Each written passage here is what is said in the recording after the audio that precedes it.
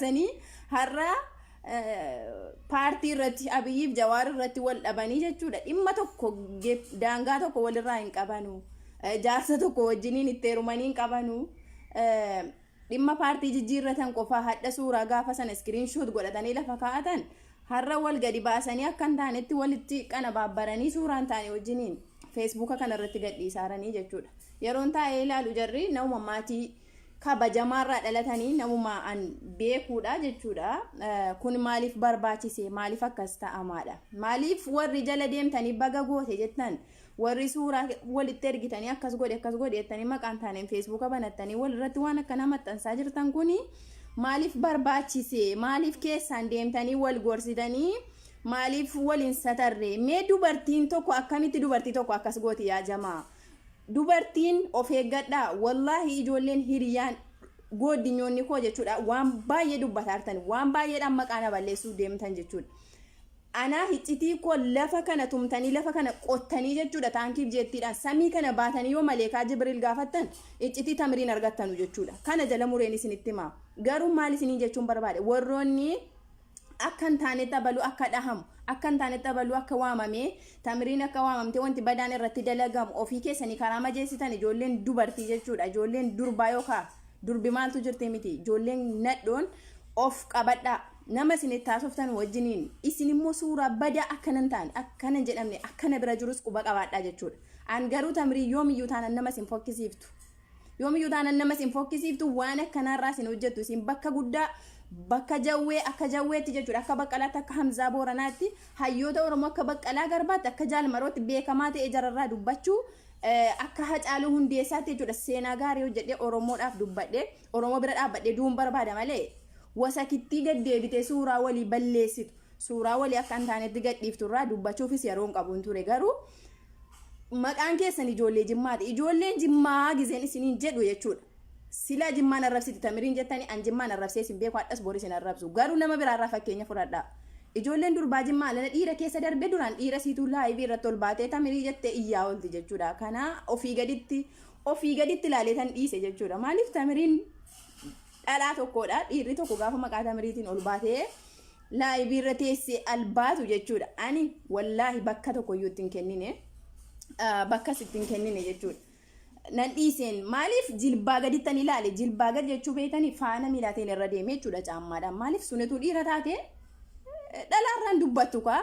Dhiirri bakka dhiiraa ol akka Hacaaluu dhiiraa wajjin dhaqee funyaan wal qabee mirga isaa falmatee nafxeenyaa wajjin faana wal qabanii jechuudha. Funyaan jaraa du'uu yookaan jiraatu yookaan biyya bilisoomsu. Isin nadhoon gad deemtee nadhoo jala deemtee haasoftu ofiisittuu nadhoodha. Shalaltuun abbaa argite akka shamarranii jechuudha. Ofiisiyyuu shamarranii. Nuti garuu irraan dubbannu malee waan akkasii.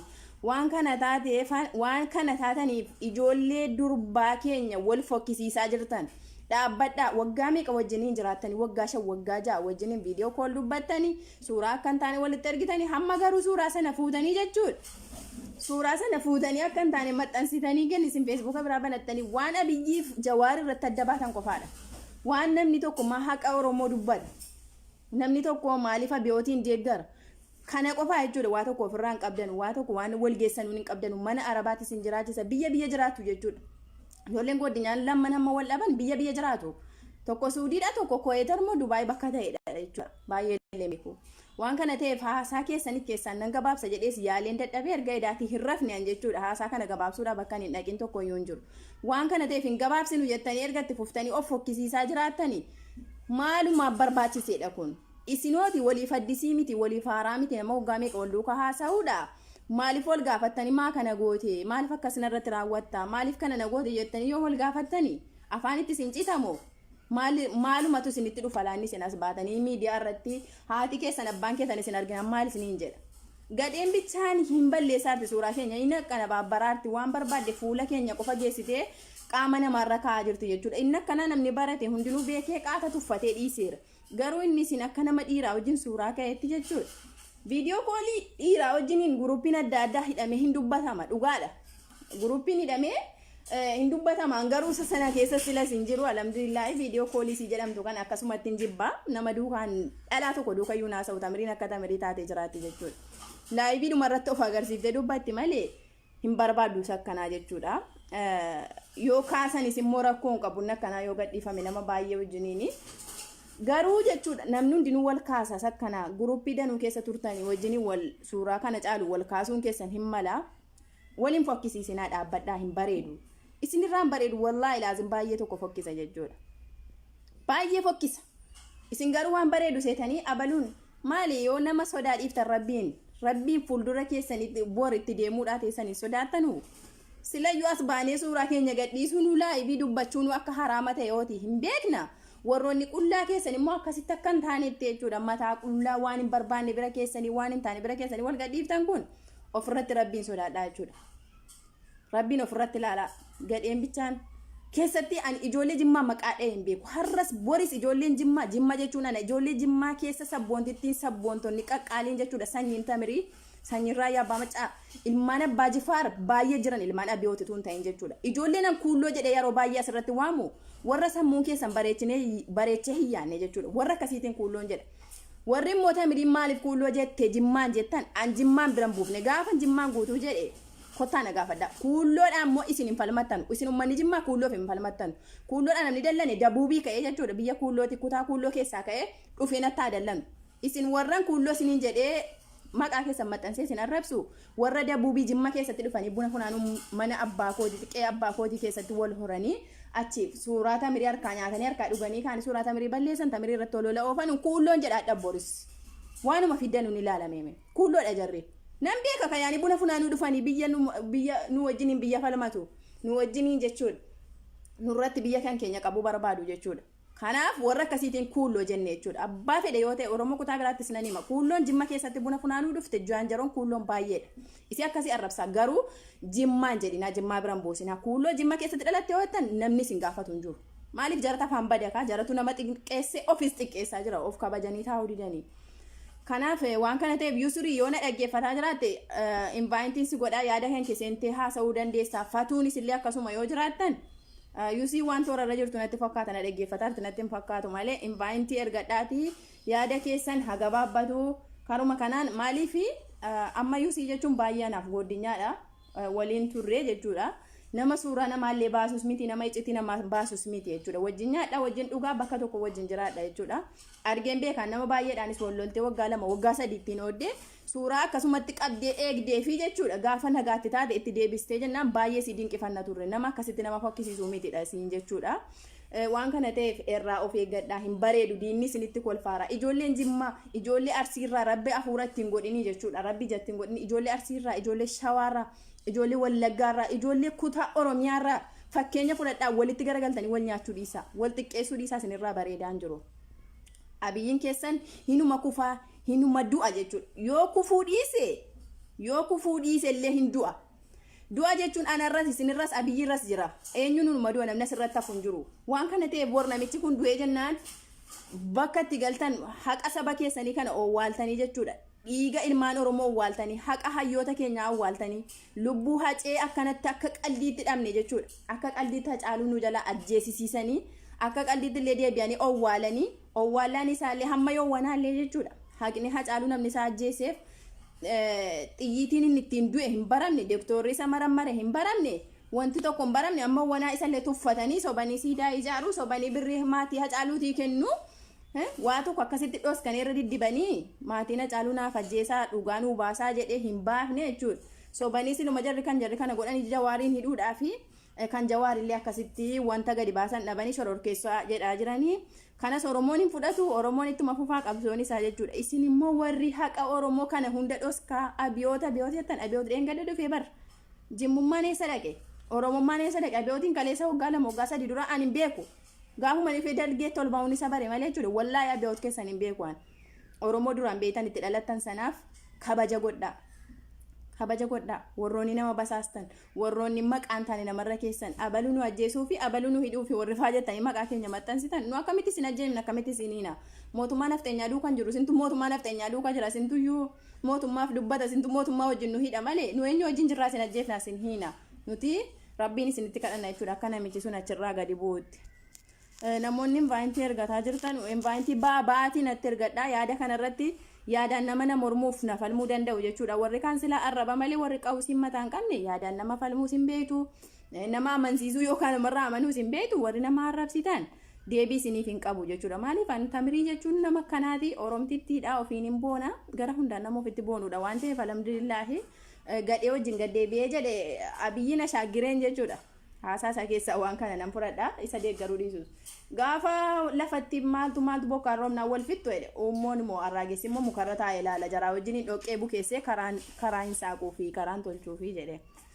Kana waan ta'eef ani immoo isinii wajjin dhoqqeen daaku jechuudha. Isin hamma fakkeenyaa ijoollee Jimmaa ofiin jettan maqaa Jimmaa himattan malee jechuudha. Jimma qulqulluun yoo akkam ta'e safuu beekan maarifaa beeka isin garuu jechuudha. As baatanii arraba nama arrabsitanii namarraa dubbattanii mee akkuma Abiyyi sanattu Abiyyiin waan hojjetu keessaan hojjeta malee jechuudha jalaan baaseen hojjetu afaaniin damma akkasuma iyyuu afaan dammataa akkuma ashaggiree sana iyyuu afaan dammataami as baatanii afaan badaan nama arrabsinaafi.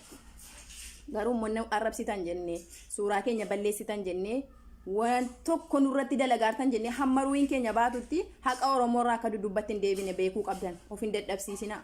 Wallahi an qixa kootiin suuraa balleessan maal gootan maal dhiistan an sababii Jawaariif sababii Abiyyiitiif jecha maaf Jawaariin deeggarta maaf Abiyyiif arrabsitaa jecha jechuudha. Nama maatii kootiin illee adda baheedha wallolee jechuudha. Isin nan deebistan wallahi billaahi jechuudha dhugaan jiru kanuma jechuudha. Maatiin kan koo biltsiginnaa deeggara mootummaa abbaa hirree deeggara an haqa Oromummaa haqa Oromoon na jalaa dhumaaru haqa Hacaaluutiif jecha haqa xiinxaloota siyaasaa abbootii keenyaaf jecha nama jechuudha maatii kiyyaa walloleedha isiniif agalu.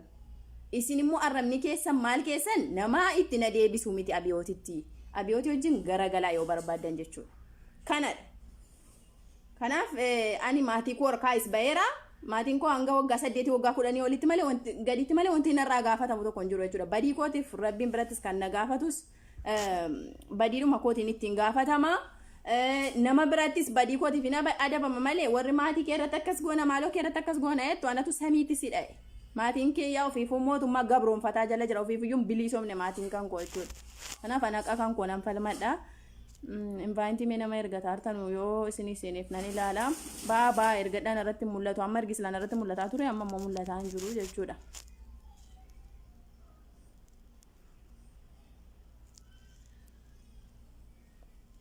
Kanaaf dubartii taatanii warri maqaa nama balleessan warri maqaa nama haasoftan jechuudha keessatti dhiirrillee gadheedha silumayyuu jechuudha. Dubartiin immoo bakka dubartii beeyte akka dubartii tobbeeyte jiraachuu qabdi jechuudha.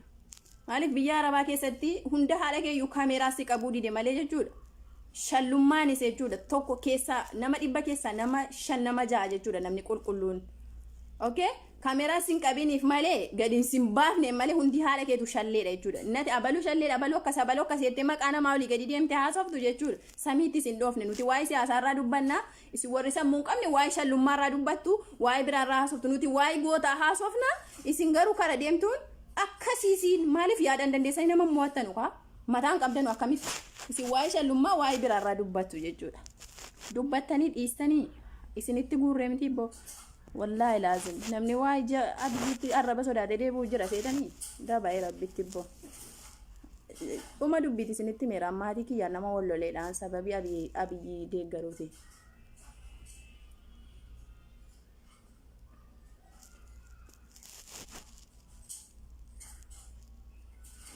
Tadi sina jala deemtee afaan bantu kun immoo dheengadda sitti meera dikkii kan kee komentii jalatti asiin sitti himu nama taa'isee maqaa keessi waamu gadhe.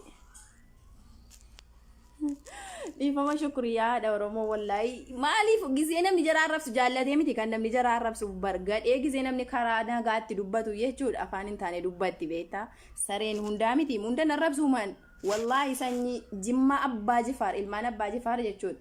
Warra kaayyoo Abbaa Jifaariin deemu warra kaayyoo Ahmadiin Jabaliin deemu warra kaayyoo Raayyaa Abbaa Maccaatiin deemu warra kaayyoo Yaayaa Bashiriin deemu warra kaayyoo Abdoo Abbaa Jabaliin deemu hunda kana jechuudha. Warra kaayyoo Tamiriitiin deemu warra kaayyoo Oromummaatiin deemu maqaa isaan dha'u garuu kuulloo Jimma keessatti dhalatan hadhas boris nan jedhaan maaliif uummata kutaa biraan na arrabsaan jiru ka'an maaliifan arguu dhabisha waan gadi ba'e na arrabsu maaliifan dura gaafan waggaa 6 guutuu ani baay'een turree Facebook kan qabachuu jammare waggaa 6 moo waggaa 7 kiyyaa amma jechuudha. Kana hunda Jawaariin numa narrabsaa hinuma qeeqa jechuudhaan. Okay? Waan naan galleef jechuudha waan an hin beekneef. numan qeeqa maaliif gaafa sana ijoolleen arsii tamirii rukunnaa tamirii fokkisiifnaa tamirii saaxilla jedhanii biyyan jiraadhu kan keessa biyya suudii keessan jiran immoo maaliif nan rukutiin maaliif nan arrabsiin maaliif nan xiqqeessiniin jedhee man ela wantaan gizee hunda kuulloon jimma keessa dhaltan jedhuuf nan argaa jira ammoo suuraa jaraasinii maxxansuu hin danda'a gara wasaappii jarinatti dhaaddatan ammas waraabeesinii gadhiisuu hin danda'a isinis immoo argaartan jechuudha warra na rukutuudha kan mana dhufaaru jara ormaa miti kutaa oromiyaa biraa keessaa natti hin dhufne nafteenyaan natti hin dhufne tigraay natti hin dhufne amaaraa keessaa natti hin dhufne ijoollee keenyadha kan na arrabsu kanaafan kuulloo jimmatti dhalattan jedharra deddeebi'an nama dhuunfaarraa dubbadheen beeku waa'ee abiyyiirraan dubbadhe waa'ee abiyyiirraan dubbadha jarra abiyyiidhaaf hin bitamanii jarra abiyyiirraa maal qaban abiyyiin jara mootii ta'e nuuf mootii ta'uu didee nu hundaafuu tokko qeequu arrabsuu faarsuu dandeenya abiyyiin immoo yeroo jalqabaa oromoon hundinuu sagaduufi malee wanti isaaf hin jiru sagaduufiyyuu hin dhabu namni jechuun namni sagadaafii ture abiyyiidha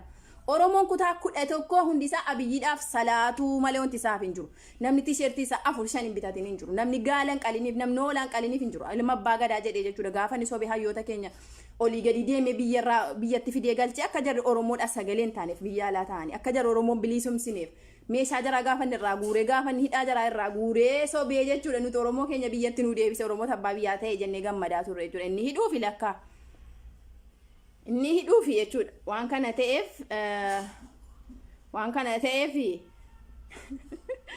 subhanallah wallahi fedhii malee na kolfisiisa komentiin keessa warabbal kaafatu komentii keessan kun immoo hin jirre moolaan jechuudha hojiin madaamii kunis mataa na baneera jechuudha sila inuman kolfa warabbal kaaba wallahi suuraa kofee gizee balleessitan ilaalee ijoo akkanatti bareedaadha namni bareedu barii yoo suuraa isaa balleessitan illee numa bareeda wallahi numa bareeda shi waan kana ta'eef gaafa sana abiyoot keessa namni hin deeggarin hin jiru oromoo ta'ee namni hin deeggarin nafxeenyaan gubattee doktor abiy ICC gaafa siin jettu jechuudha fuuldura bu'anii ijoolleen arsii ijoolleen shawaa ijoolleen wallaggaa ijoolleen booranaa ijoolleen walloo ijoolleen gujii hundi jaraa jechuudha doktor abiy ice-cream jedhanii turan jechuudha doktor abiyyiin keessan achi booda siidaa mililik dhaabaa achi booda faayyuu hidhaa achi booda jawaariin ajjeesuudhaaf ta'uu fidide achi booda waa meeqa dalage oromoo irratti argaan jirtan siidaa mililik nurratti dhaabaa tortoraan oromoo fayyaa ajjeese nafteenyaa immoo du'aa isaa lafa keessaa ol kaasee fayyaa taasisee utuu waan ruuyi deebisuu danda'a ta'eeti abiyyiin jechuudha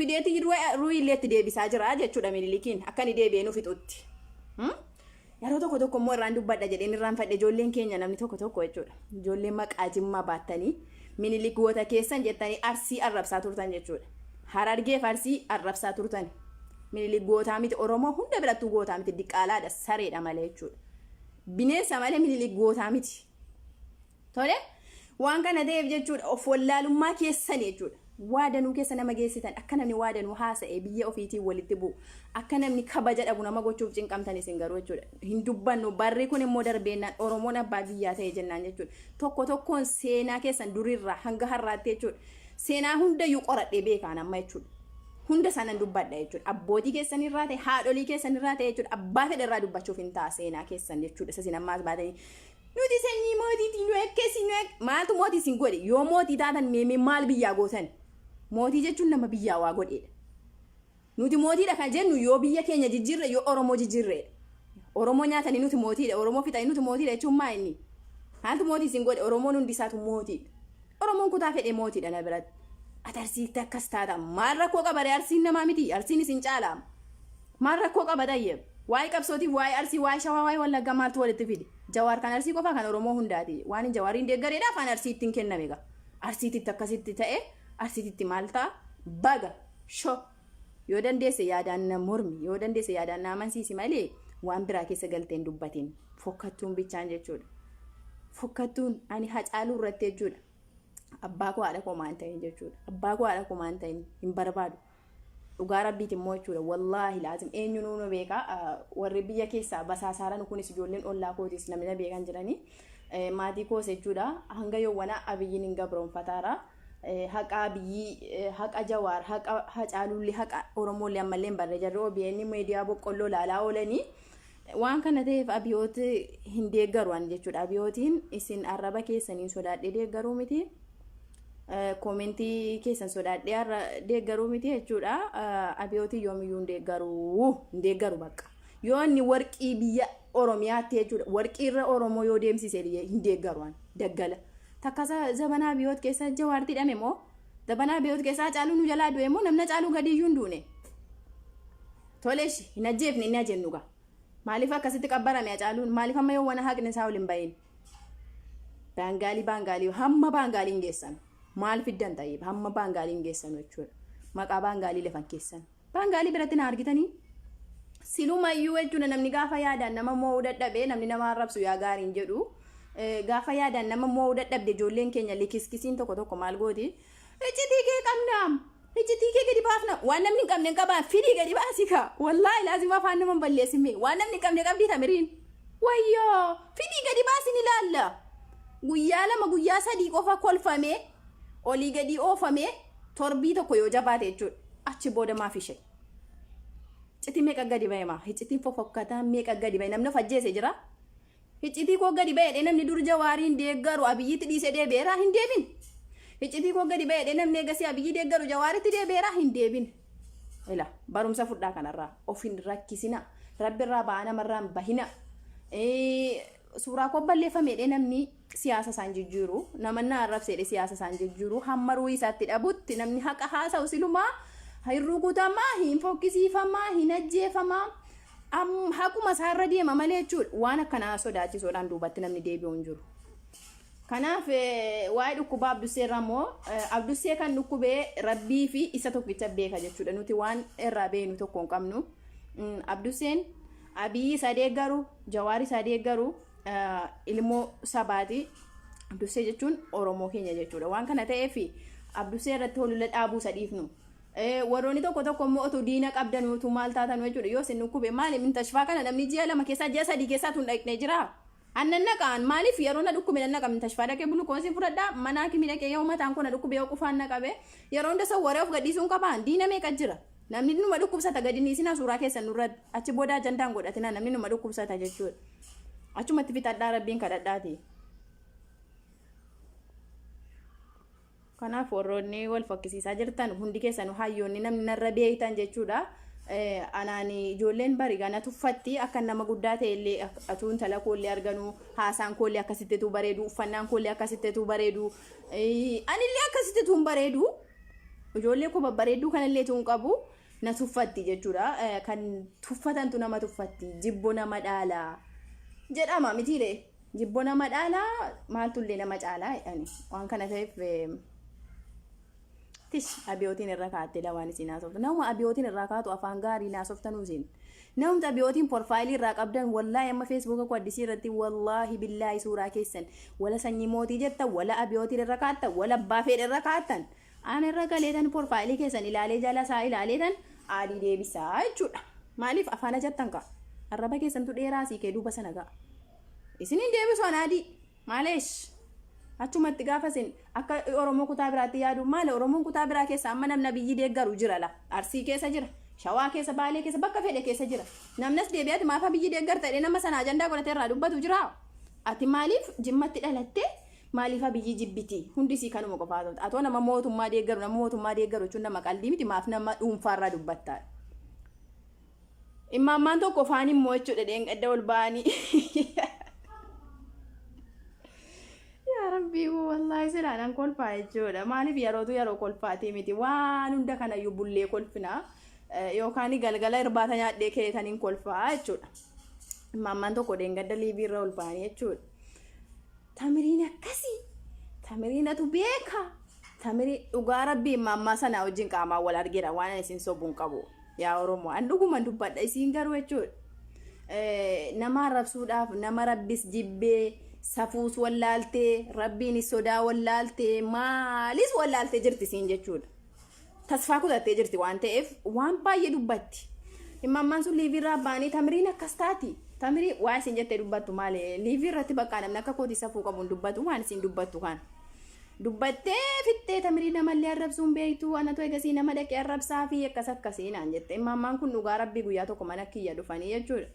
Gaafa sanas wallolii isaan biltsiginnaan matuun deeggaru imammaa sana takkaa tokkitti hin deeggaruun ture waliin galluun wallolla maaliif akkasitti maaliif nama arrabsita akkasitti maaliif akkas of fokkisiiftaa too nama guddaadha jedheen gorsaan yoo biyyi deeggarte nu hundata biyyi deeggaraara kara nagaa deeggarii irratti wallolla malee waa biraatii miti guruppisiin keessa jirtu keessan naabbadhu duruma walloliisa jechuudha ammatuma wallollee teenyu maal goote dubbisaa mana keenya dhufte namni tokko way namni cimaa way biyyarraa dhufe ennaan jechuudha yeroo siin dhuftu tamiriin mana jirtu jechuudha geessee dhufte siin amma nan jira mana keenya moo bakki siin dhufte sun lamuu wallaahi tamiriin sobdee wallaahi hin jettu laa duuteetuma baddi malee akkama jiru dubbatti siin jechuudha wallaahi guyyaa sadii nama soomsisaa wallaahi yeroo tokko dhuftee jechuudha akkana itti jechuudha wallaahi akka feesbuuk irra taasoftan seetanii jechuudha sanuu ilkaan irra jiru sanuu jechuudha duutu wallaahi akkasii qabnee ol kaasu malee wanti nu hafeen jiru jechuudha akkas jettee gizee dhibba tokko maal jettee ol kaati taa'icharraa jechuudha taa'icharraa ol kaafnee hin sodaatin bakka maal jenneeni hin sodaatinii waa tokko iyyuu sin goonu inni anis dubbisee wajjinii nyaata godhee fi fidee fi ilkaan hin qabdu marqaa kana tolchee fi tiraasii kana jalatti bubbutee tiraasii irra ciibsee mukaddaa firaashii waan hunda qajeelchee fi jechuudha bututtuun kun nurkatti dhiqqa duuti nurkatti dhiqqa waa taati mana keenyatti jennee gaggeessine mee namni akka kanaa namni tamiriidhaa haadha ta'u namni tamiriidhaa akkawoo ta'u jechuudha maal akkamittas ba'e ijoollee sabiyyii kana ijoollee durbaa ijoollee dhiiraa sabiyyii reef ol yaate feesbuuka qabattu kana akkamittas ba'e arrabsa namni akka kanaa kun akkamittas ba'e arrabsaan siniin jedhe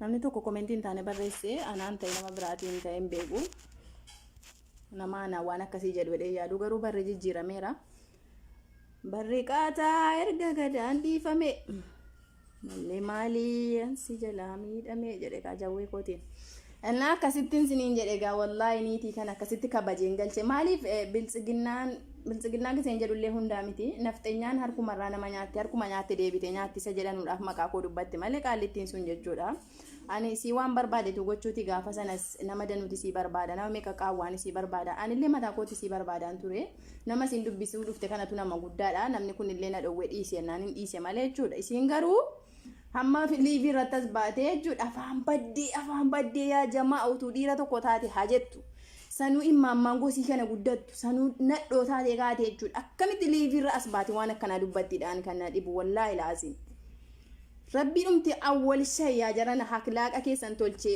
oromoo qulqulluu godhe amalaaf haala nama wajjin jiraattan godhe jechuudha isin haa jiraachisu malee namni guddaan akkasitti fokkisuun fokkuu galgala keessaa rabbi si haa oolchu itti kadhataan gizee waan nama kadhattu eegasii namni ciccimaan biyya keenyatti rakkate yeroo waa kadhatu tokko jira miti fokkuu galgala keessaa salphina dulluma keessaa rabbi sinaa oolchuu jedhan du'aayin sun baay'ee gaarii ture waliif kadhadhaa wallaahi laazim durisumatu abiyyii faarsaa ture namni naan jettan jirtan dur gaafan abiyyii faarsu ilmoo abbaa gadaati jenne ana qofaaree kan faarsaa ture jawween hin harka nyaate kunu jawween oromoon jala hiriirtuyyuu jawween oromoon duutuufiyyuu jechuudha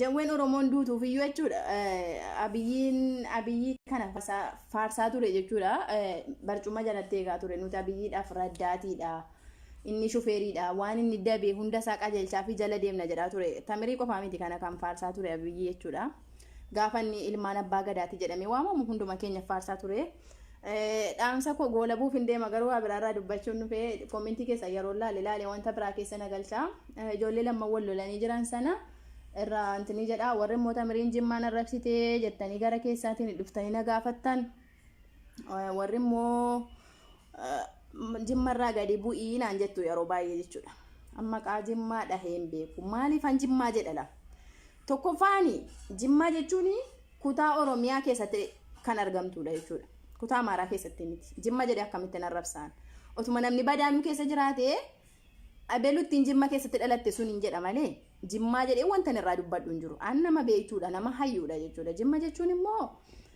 ana jechuun jimmaadha warra achi keessatti dhalate immoo likkii galchuun nama biraan gaafatu arma gaafata malee maaliif ennaan kan nama arrabsus kan maqaa nama balleessu jaruma waan ta'eef jechuudha